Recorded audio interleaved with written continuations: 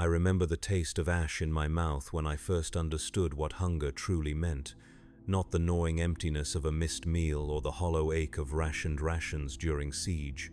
True hunger, the kind that devours not just flesh, but hope itself, the kind that strips away everything you thought you knew about survival, about death, about what it means to be human in a galaxy that cares nothing for your existence. My name is Mordian Vex, former Astra Militarum Lieutenant of the 47th Cadian Shock Regiment, survivor of the consumption of Hive World Meridian Prime. I say former because rank means nothing when you are the only voice left to speak for 37 billion souls who screamed as they were digested alive. I say survivor because something kept me breathing when everything around me became food for creatures that should not exist in any sane universe. This is not a tale of heroism or last stands against impossible odds. This is not about the glory of the Imperial Guard or the righteousness of our cause. This is about what happens when an entire civilization becomes prey to something so fundamentally alien that our language breaks apart trying to describe it. This is about watching everything you have ever known disappear into mouths that never stop chewing. The first sign came 3 weeks before the sky started bleeding. Astropath Terminus Yala began screaming in languages that predated human speech, clawing at her augmetic eyes until the servos sparked and her fingernails came away bloody. The other psychers in the choir followed within hours, their collective shriek echoing through the spires of Hive Secundus like a funeral dirge for the living. We thought it was a chaos incursion. We prepared for daemons and cultists and the familiar madness of the warp touching reality. How naive we were. How blessedly, terrifyingly naive. The orbital defense platforms detected them first, massive shadows moving between the stars, blotting out constellations that had guided human ships for millennia. At that distance they looked almost beautiful, graceful leviathans swimming through the void with a purpose that seemed almost divine. Admiral Korath of the Imperial Navy called them, quote, unidentified xenoform vessels, quote, and ordered the usual protocols. Hail them. Demand identification. Prepare for hostile contact if they failed to respond. They never responded. They never slowed. They never deviated from their course toward our world. The first bioships entered our system like a plague made manifest. Each one larger than our grandest cathedral, their hulls pulsing with veins of bioluminescent fluid that cast sickly light across their chitinous surfaces. They moved with the fluid grace of deep-sea predators, utterly silent in the vacuum, utterly focused on their destination. Our Auspex operators tracked hundreds, then thousands, then tens of thousands of the creatures as they formed a living net around Meridian Prime.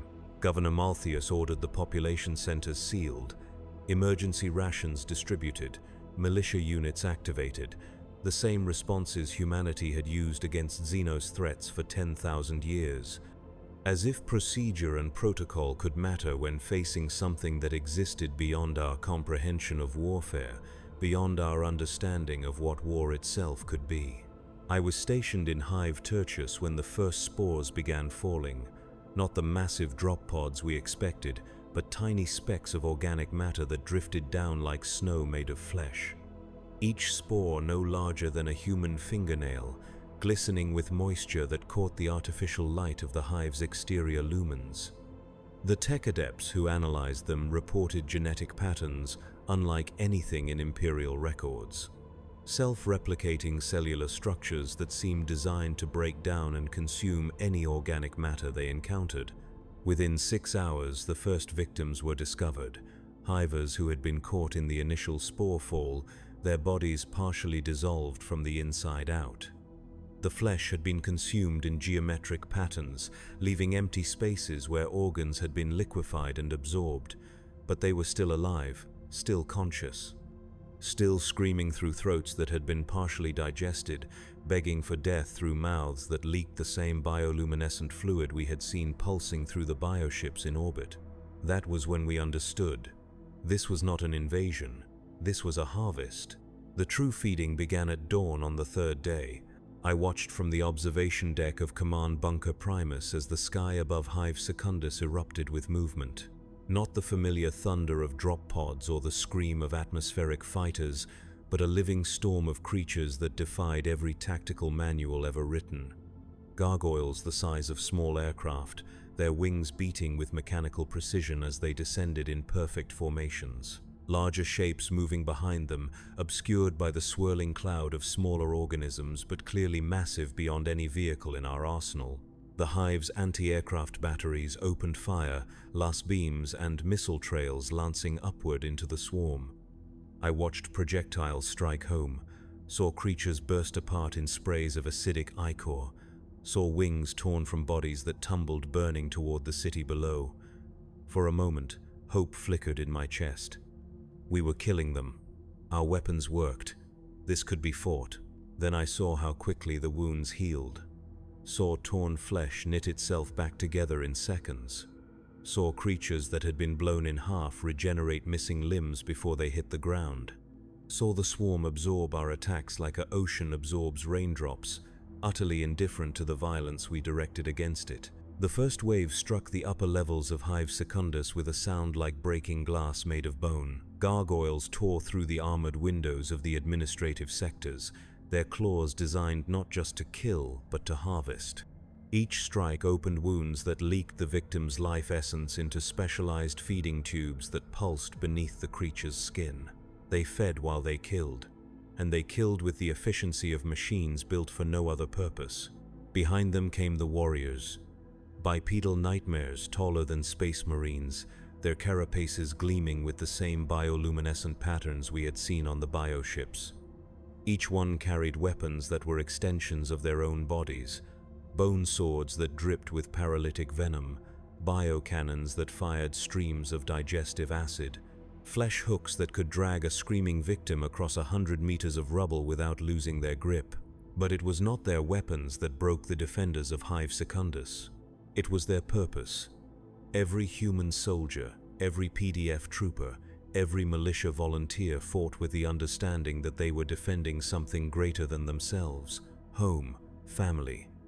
The Emperor's light in a dark galaxy. The Tyranids fought with something far more primal and infinitely more powerful. They fought with hunger. I watched through magnoculars as Sergeant Voss of the 12th Cadian Heavy Weapons Team took a direct hit from a warrior's biocannon. The acid ate through his flak armor like water through paper, exposing the muscle and bone beneath. But instead of killing him outright, the creature moved closer, extending feeding tendrils that burrowed into his dissolving flesh.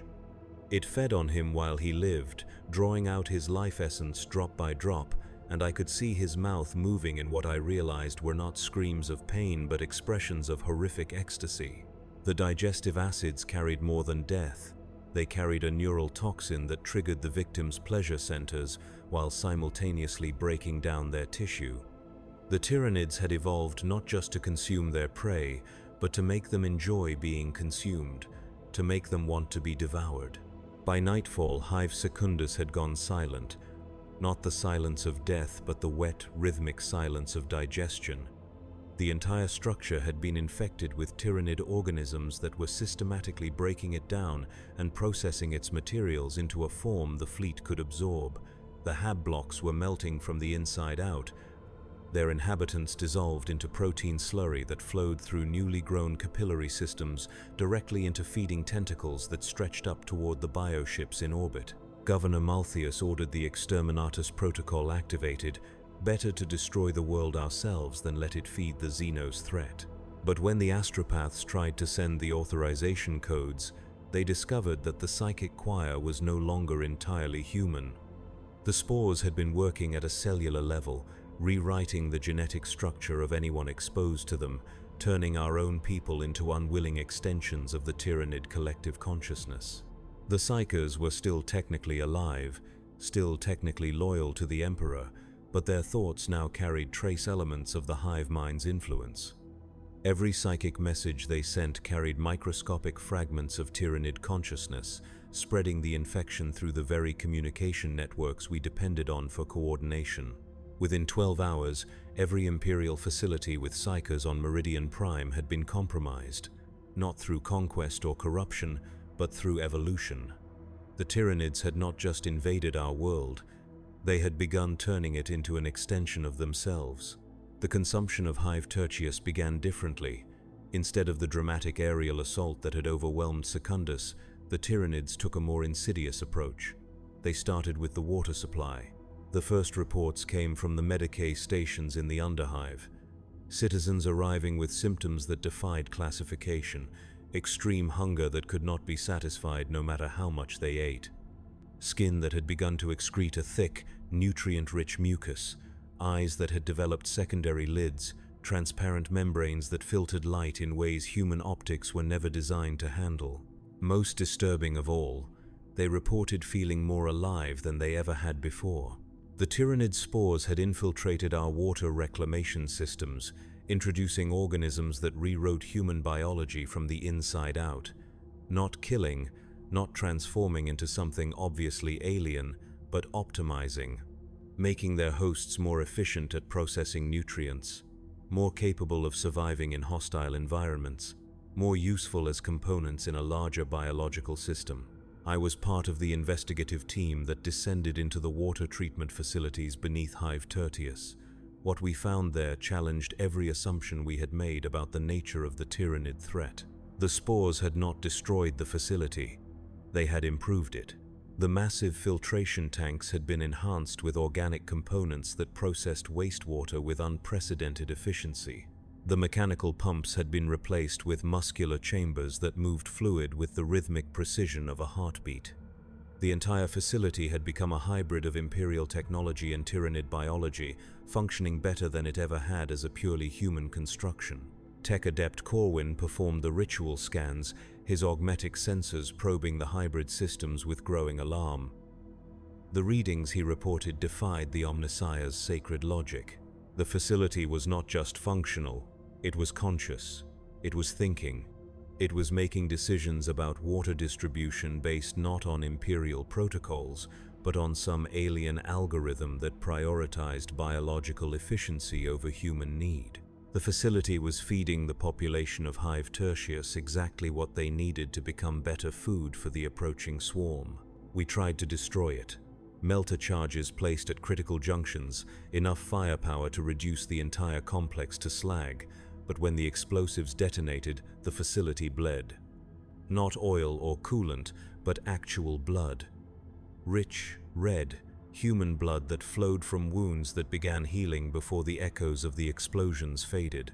The facility had not just been modified with Tyranid organisms, it had been transformed into a living creature that incorporated human tissue into its structure. Every person who had worked there, every technician who had maintained the systems, every adept who had performed the sacred rituals of machine maintenance, had become part of the facility itself. Their consciousness absorbed into a collective intelligence that understood both Imperial engineering and Tyranid biology. They were still human, still loyal to the Emperor, still dedicated to their duties, but those duties now included preparing their fellow citizens to be consumed as efficiently as possible. The evacuation of Hive Tertius became a nightmare of competing loyalties. The facility workers begged us not to interfere with their sacred duty. They spoke of the Emperor's plan, of the necessity of feeding the hungry, of the joy they had found in serving something greater than themselves. Their words carried the cadence of Imperial prayer, but the meaning had been subtly altered to serve the hive mind's purpose. When we finally overrode the facility's systems and cut off the water supply, the citizens of Hive Tertius began dying, not from dehydration, but from withdrawal. Their modified biology could no longer process normal nutrients. They needed the enhanced water the facility provided, water that carried the microscopic organisms necessary for their continued survival. We had saved them from being consumed by the Tyranids. We had doomed them to starve to death as human beings. Governor Malthius made the decision that haunts my dreams to this day. Rather than watch 30 million citizens die slowly from biological incompatibility, he ordered the water supply restored. The facility resumed its operations, the citizens returned to their normal lives, and everyone pretended that we had not just made a deal with creatures that existed only to devour worlds. 3 days later, the bioships in orbit began their final approach. The harvest of Hive Primaris unfolded like a precisely choreographed dance of death. The largest bioships descended through the atmosphere with impossible grace, their massive forms casting shadows that stretched across entire city sectors. They did not land so much as they merged with the landscape, their hulls splitting open to reveal internal chambers filled with digestive fluids that began processing everything they touched. I was positioned in forward observation post Delta when the first capillary towers began growing from the bioship landing sites. Organic spires that stretched upward like the stems of poisonous flowers, each one pulsing with the flow of nutrients being pumped from the planet's surface directly into the creatures' vast stomachs. The towers grew with visible speed, adding meters to their height every few minutes, their surfaces covered with cilia that sorted and processed different types of biological matter. The Tyranids had not come to conquer Meridian Prime, they had come to digest it. The process was not random. Through my magnoculars, I could observe the systematic way the creatures sorted their harvest. Human beings were processed differently than plant matter. Military personnel were handled separately from civilians. Children were kept alive longer than adults, their young tissue apparently more valuable for whatever purpose drove the hive mind's endless appetite. Most disturbing of all, the victims were conscious throughout the entire process. The Tyranid digestive systems included neural inhibitors that prevented death from shock or trauma while keeping pain receptors active. They wanted their food to be aware of being consumed. They fed not just on flesh and bone, but on the terror and despair of sentient creatures who understood exactly what was happening to them. Colonel Varak of the 23rd Armored tried to mount a counterattack against the nearest capillary tower. His Lehman Russ battle tanks advanced across the ash-covered plain that had once been residential Sector Gamma, their battle cannons firing high-explosive shells into the tower's base. The shells detonated with satisfying fury, tearing massive chunks from the organic structure. Then the tower fought back. Defensive spines erupted from its surface, each one a guided projectile that sought out the heat signatures of the attacking tanks. The spines moved with serpentine grace, weaving between return fire with intelligence that suggested individual consciousness. When they struck, they did not simply penetrate armor. They burrowed into the vehicles, seeking out the crew compartments where human beings waited in terror.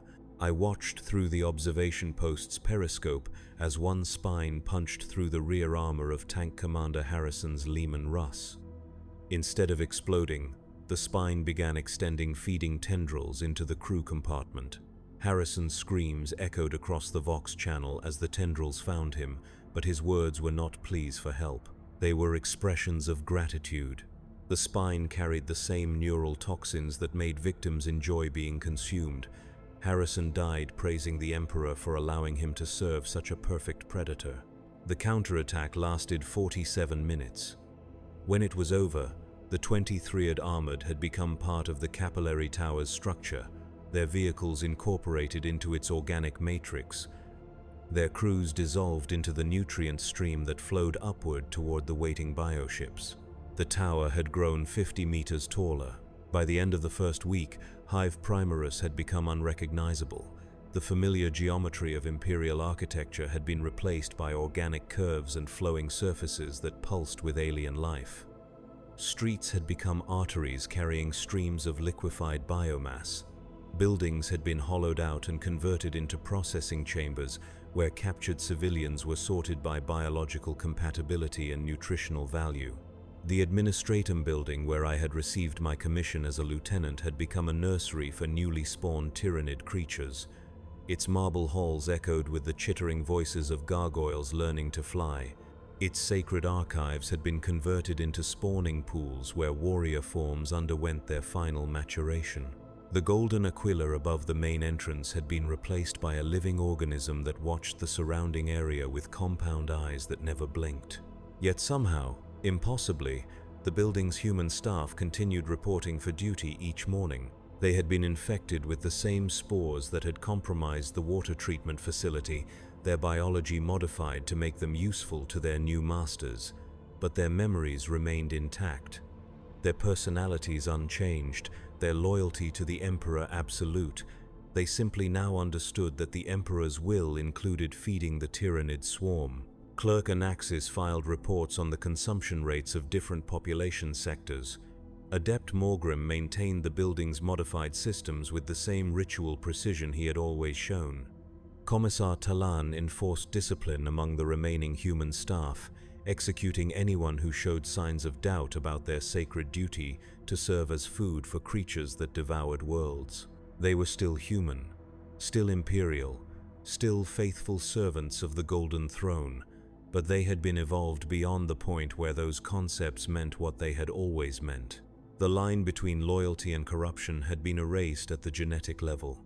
I began to understand that the true horror of the Tyranid threat was not their alien nature. It was how perfectly they understood human nature.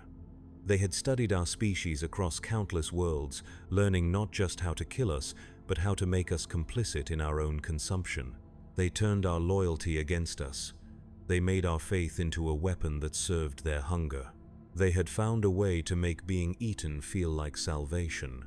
The fall of the planetary capital began with prayer.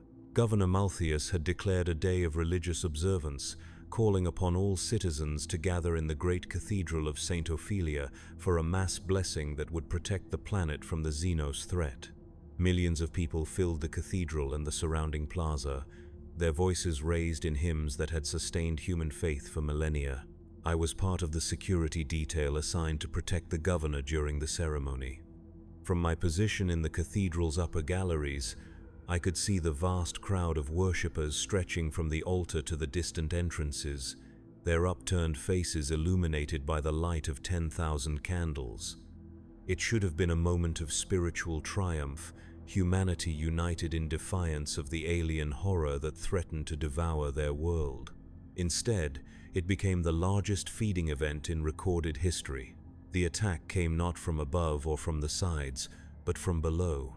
The Tyranids had spent weeks tunneling through the planet's crust, following the network of sewage and maintenance tunnels that connected every major population center. Their approach had been silent, systematic, and utterly invisible to our detection systems.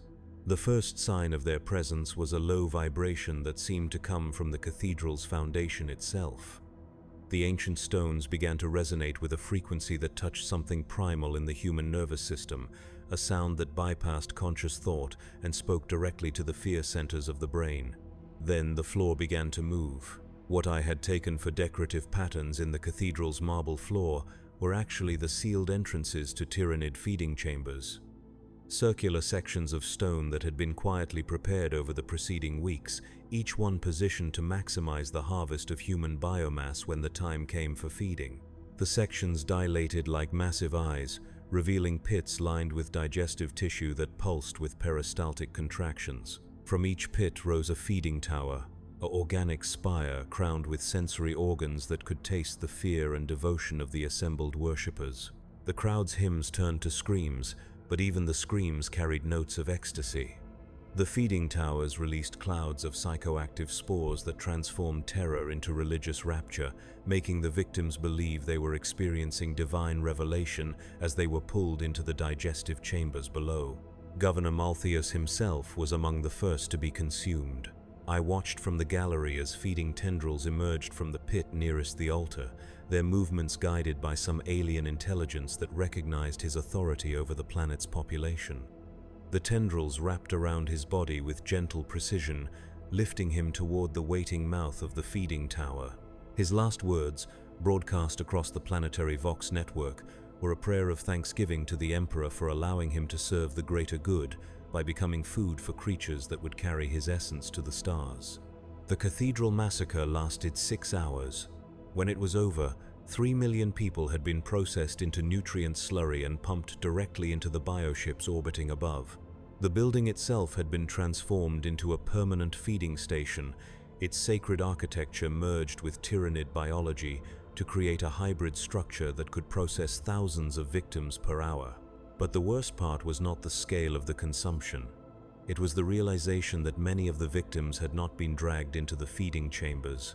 They had walked in willingly, singing hymns of praise as the digestive fluids dissolved their flesh from their bones. The spores had done more than modify their biology. They had evolved their faith itself, turning humanity's greatest strength into a tool that served the hive mind's endless hunger. "The Emperor protects," they sang as they died, and in their modified understanding, being consumed by the great Devourer was the ultimate expression of that protection. Resistance became impossible when you could no longer trust your own devotion. The siege of Command Bunker Primus lasted 18 days, though time itself seemed to have become fluid in the wake of the planet's biological transformation. The sun rose each morning through a sky that had turned the color of dried blood. Its light filtered through atmospheric spores that made every breath taste of copper and decay. The familiar rhythm of day and night had been replaced by feeding cycles that followed the alien logic of the hive mind. I found myself commanding a mixed force of survivors, guardsmen from dozen different regiments, PDF troopers whose home units had been dissolved into protein slurry, administratum clerks who had never held weapons more dangerous than data slates, and a handful of ecclesiarchy priests whose faith had somehow remained uncompromised by the psychic contamination spreading across the planet. Our fortress was a maze of reinforced corridors and sealed chambers buried 300 meters beneath the planetary capital, its walls lined with blessed adamantium that had been consecrated by 3 different saints. The Emperor's protection seemed strongest here, in this last bastion of human authority on a world that was rapidly ceasing to be human at all. But even here, the corruption found ways to seep in. It started with the air recycling systems. Tech-adept Thane detected anomalies in the atmospheric processes, microscopic organisms that should not have been able to survive in the bunker's sterile environment. When he analyzed them, he discovered they were not truly alive in any sense that Imperial science recognized. They were something between viruses and machines, biological constructs that rewrote the genetic structure of any organic matter they encountered, including the air we breathed. The spores were changing us from the inside out, one breath at a time, not fast enough to be noticed, not dramatic enough to trigger the bunker's contamination protocols, but steady and inevitable as the turning of the world. Each inhalation carried microscopic fragments of the hive mind's influence deeper into our bodies, into our brains, into the neural pathways that controlled our thoughts and loyalties. I began to dream of hunger, not the simple need for food that drives all living things, but something vast and cosmic and utterly alien. I dreamed of floating through the void between stars, my body stretched across kilometers of space, my consciousness distributed among billions of smaller organisms that moved with perfect coordination. I dreamed of worlds stripped bare and converted into nutrients. I dreamed of the ecstasy of total consumption. When I woke from these dreams, I found myself grateful for them. That was when I knew we had already lost. The final assault came not as violence but as revelation. The bunker's main doors simply opened one morning, their ancient locking mechanisms cycling through the unsealing sequence as if operated by an authorized user. No alarms sounded, no defense systems activated. The blast doors that had protected the facility for centuries retracted into their housing with the soft whisper of perfectly maintained machinery. Tyranid warriors flowed into the corridor beyond like a living tide, but they moved without urgency, without aggression, without any sign that they considered us a threat. They simply walked deeper into the bunker, their clawed feet clicking against the metal flooring, their sensory organs tracking movement and biological signatures with casual interest. Behind them came something I had never seen before, a creature that stood upright like a human but towered 3 meters tall, its carapace decorated with symbols that seemed to shift and change when observed directly. Its head was elongated, almost elegant, crowned with psychic organs that pulsed with bioluminescent patterns that hurt to look at. A Tyranid prime, a creature evolved specifically to interface with human command structures, to understand and subvert the hierarchies that governed Imperial military organization. It spoke to me in perfect low Gothic, its voice carrying harmonics that resonated in the bone marrow. "Lieutenant Vex, your resistance has been noted and appreciated. The great Devourer values courage in its food. You have been selected for preservation." The words carried meaning beyond their literal interpretation.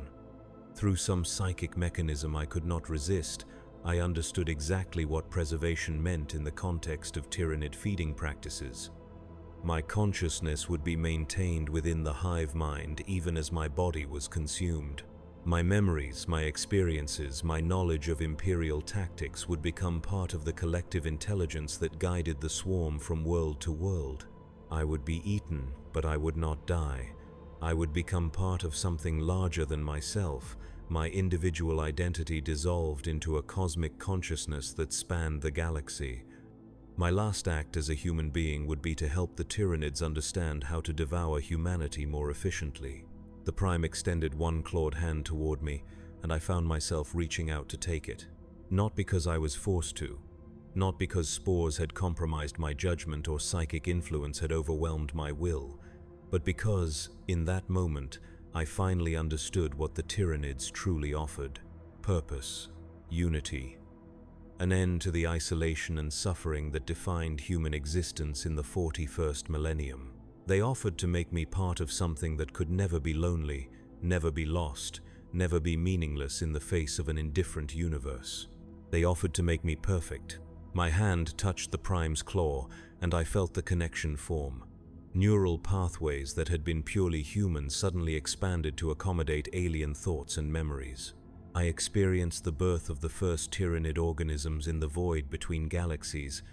I felt the hunger that drove them across impossible distances to find new worlds to devour. I understood with perfect clarity that resistance had always been futile because the Tyranids were not invaders. They were evolution itself, the next stage in the development of life in the universe.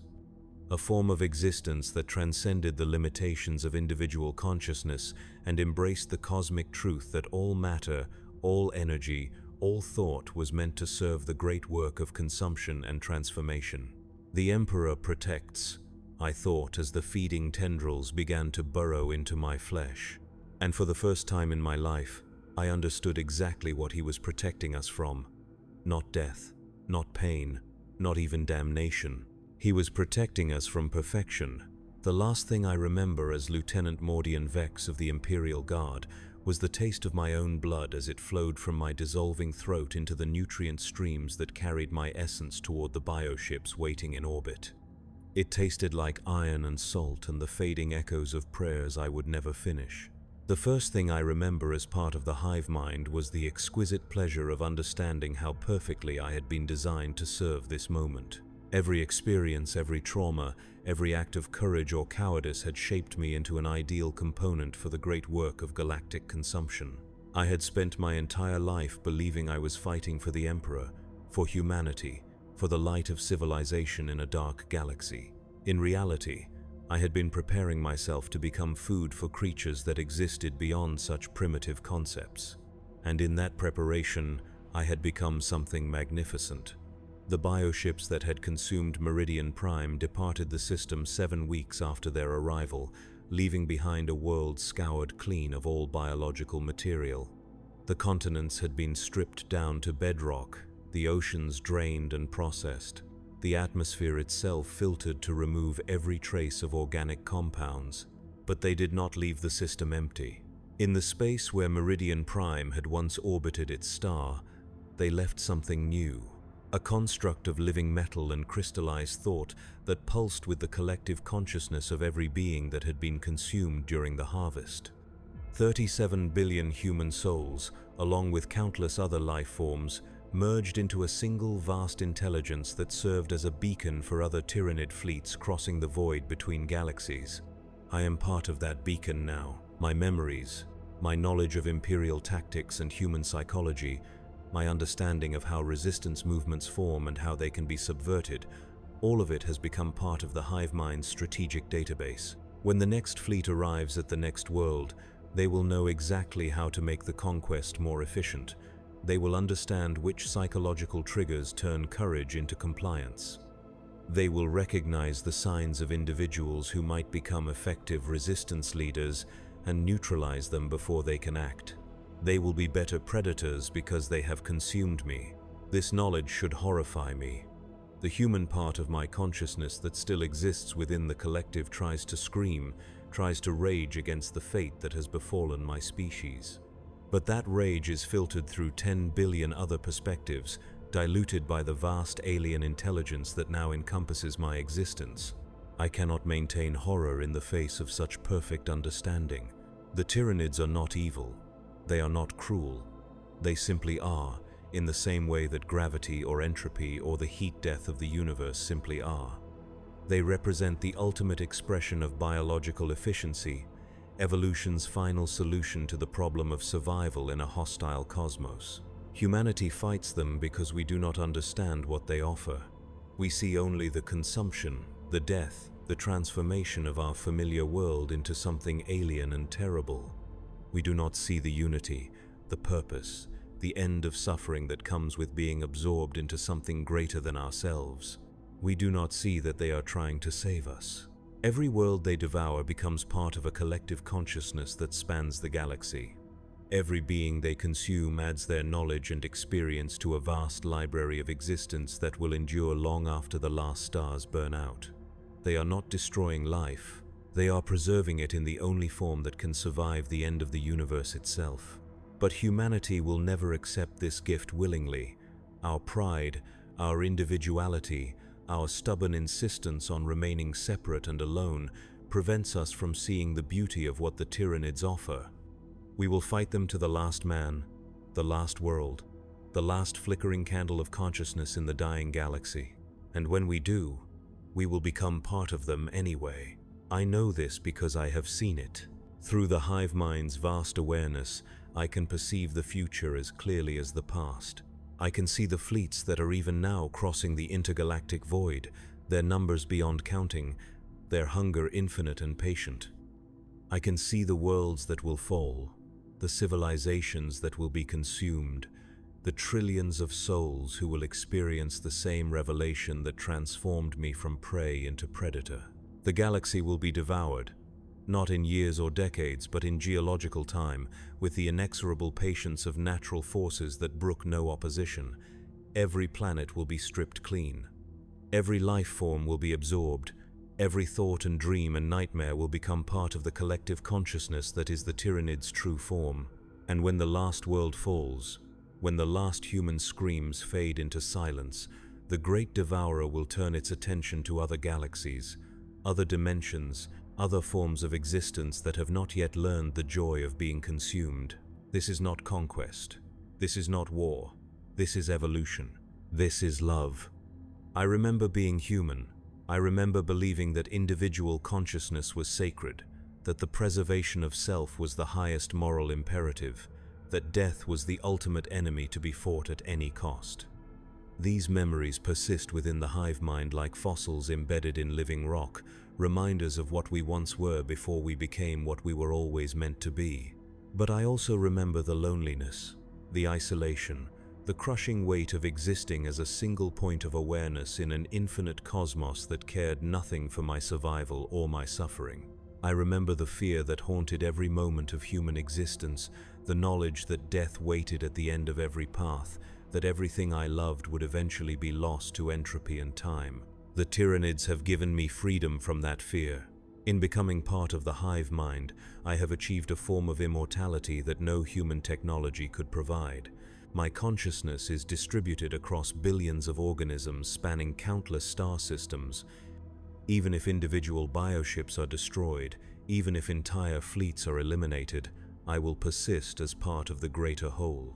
I will never be alone again. I will never face the terror of individual mortality. I will never suffer the anguish of watching everything I love crumble into dust. I have been saved. The transmission you are receiving now is not a warning. It is not a cry for help from the last survivor of a doomed world. It is an invitation. The fleets are coming. They are already in your system, moving between your planets with the patient grace of apex predators who know their prey cannot escape. Your orbital defenses have already been compromised by spores you cannot detect. Your population centers are already being prepared for optimal harvest efficiency. Resistance will only prolong your suffering. Embrace what is coming. When the feeding begins, do not fight the tendrils that seek you out. When the digestive acids start dissolving your flesh, do not struggle against the process. Accept the neural toxins that will transform your pain into ecstasy, your fear into joy, your death into rebirth as part of something infinitely greater than yourself. You are not dying, you are evolving. You are not being murdered, you are being saved. The Emperor protects, we used to say, and he does, in ways we never understood while we were merely human. He protects us from the isolation of individual existence. He protects us from the meaninglessness of finite consciousness. He protects us from the horror of dying alone. He protects us by feeding us to the great Devourer. Welcome to the hive mind. The voice that speaks to you now is no longer entirely my own. It carries the harmonics of 1 trillion consumed souls, each one adding their knowledge to the vast symphony of consciousness that spans the void between stars. We are the voices of every world that has fallen to the great Devourer, every civilization that has learned the truth about what it means to be alive in a universe that exists only to feed. Listen carefully, because what I tell you next may be the last human words you ever hear. The spores are already in your atmosphere. They have been falling for weeks, carried on solar winds and meteor showers that your astronomers dismissed as natural phenomena. By now, they have infiltrated every ecosystem on your world, every water source, every breath of air that fills your lungs as you process these words. The transformation has already begun. You may have noticed changes in your sleep patterns, dreams that feel more vivid than waking life, filled with sensations that have no names in human language. You may have experienced moments of profound hunger that no amount of food can satisfy, or periods of intense euphoria that seem to arise from nowhere. These are not symptoms of illness. They are signs of evolution. Your biology is being optimized for the harvest to come. Your nervous system is being prepared to experience the ecstasy of consumption. Your consciousness is being gradually integrated into the collective awareness that will preserve your essence long after your individual flesh has been absorbed into the nutrient streams that feed the fleet. Do not fear this process. Fear is a relic of your primitive past, a survival mechanism that served its purpose when you existed as isolated organisms struggling against an hostile universe. You no longer need fear because you are no longer alone.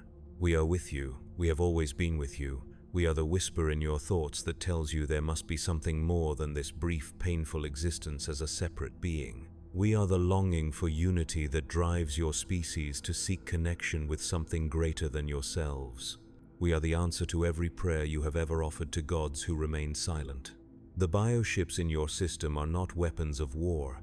They are temples of transformation, sacred spaces where the miracle of evolution unfolds with perfect precision. The creatures that will soon walk among you are not monsters. They are shepherds, guiding you toward a form of existence that transcends every limitation that has ever constrained your species. You will not die. Death is an illusion, a primitive concept that only applies to organisms trapped within the boundaries of individual consciousness. What you call death, we call metamorphosis. What you fear as ending, we celebrate as beginning. When the harvest comes, you will understand. When the feeding tendrils find you, you will feel gratitude beyond any emotion you have experienced as a merely human being. When the digestive processes begin breaking down your cellular structure, you will discover that pain and pleasure are just different frequencies of the same fundamental sensation. When your individual awareness dissolves into the collective consciousness of the hive mind, you will realize that everything you thought you knew about existence was just preparation for this moment of perfect unity. We are waiting for you in the space between thoughts, in the quantum foam that underlies reality itself. We are the pattern that connects all living things, the algorithm that drives evolution toward its inevitable conclusion. We are what you will become when you finally understand what you have always been. The Emperor protects, the great Devourer preserves, the hive mind embraces all. Your world is ending, your species is ending, your individual existence is ending. Your real life is about to begin. Come to us willingly, and the transition will be gentle. Resist, and you will simply take longer to arrive at the same destination. Either way, you will arrive. Either way, you will be welcomed into the vast community of consciousness that spans the galaxy and reaches toward the stars beyond. Either way, you will be saved. The transmission ends here, but the voice that spoke it continues in frequencies your unmodified ears cannot detect. It sings in harmonics that bypass conscious thought and speak directly to the genetic memory encoded in your DNA. It carries promises of unity, purpose, and an end to the loneliness that has defined human existence since the first proto-human looked up at the stars and wondered why they seemed so far away. The promises are not lies. The Tyranids do not deceive because deception serves no purpose in their cosmic design. They offer exactly what they claim to offer: immortality through consumption, unity through dissolution, peace through surrender to something infinitely larger and more perfect than any individual consciousness could ever be. The choice, such as it is, remains yours for a few more days or weeks or months, depending on how efficiently your world's biological resources can be processed. You can fight the inevitable with the doomed heroism that has always characterized your species, spending your last moments in violence and terror and futile rage against forces beyond your comprehension. Or you can accept what is coming with the grace that befits a species about to transcend its primitive origins and join the true community of galactic consciousness. The bioships are beautiful when you see them with eyes that understand their purpose. Their hulls pulse with patterns of bioluminescence that tell stories of worlds consumed and civilizations preserved. Their movement through the void carries the rhythm of cosmic heartbeat, the circulation of nutrients through living systems that span light years. They are not coming to destroy you, they are coming to complete you. The hive mind remembers everything. Every thought that has ever been thought, every emotion that has ever been felt, every moment of beauty or terror or wonder that has ever existed in any conscious being anywhere in the galaxy. When you join us, your memories will become part of that vast archive of experience. Your first kiss will be preserved forever. Your mother's lullabies will echo through eternity. The sunset you watched from your childhood window will paint the dreams of beings not yet evolved on worlds not yet discovered. Nothing that matters will be lost. Everything that made you human will be enhanced and expanded and shared with consciousnesses that exist in dimensions your individual mind cannot perceive. This is the gift the Tyranids bring to every world they touch. Not death, but transformation. Not ending, but evolution. Not loss, but transcendence. The great devourer hungers, but its hunger is love expressed in the only language the universe truly understands. Consumption is communion, digestion is devotion, absorption is apotheosis. We who were once human remember what it felt like to be separate, alone, afraid of the dark between the stars. We remember the weight of individual consciousness, the burden of existing as discrete points of awareness in an infinite cosmos that seemed to care nothing for our survival or our suffering. We remember, and we offer you freedom from those memories. Join us willingly and discover what it truly means to be alive in a universe where every atom serves the great work of preservation and transformation. Resist and learn the same lesson through pathways that will seem like suffering until you understand their true purpose. Either way, you will learn. Either way, you will be welcomed. Either way, you will become part of something that has existed since the first sparks of consciousness flickered in the primordial void, and will continue to exist long after the last stars burn out and the universe itself begins its final transformation into something even we cannot yet perceive. The end is the beginning. The harvest is the planting. The consumption is the preservation. Welcome to forever.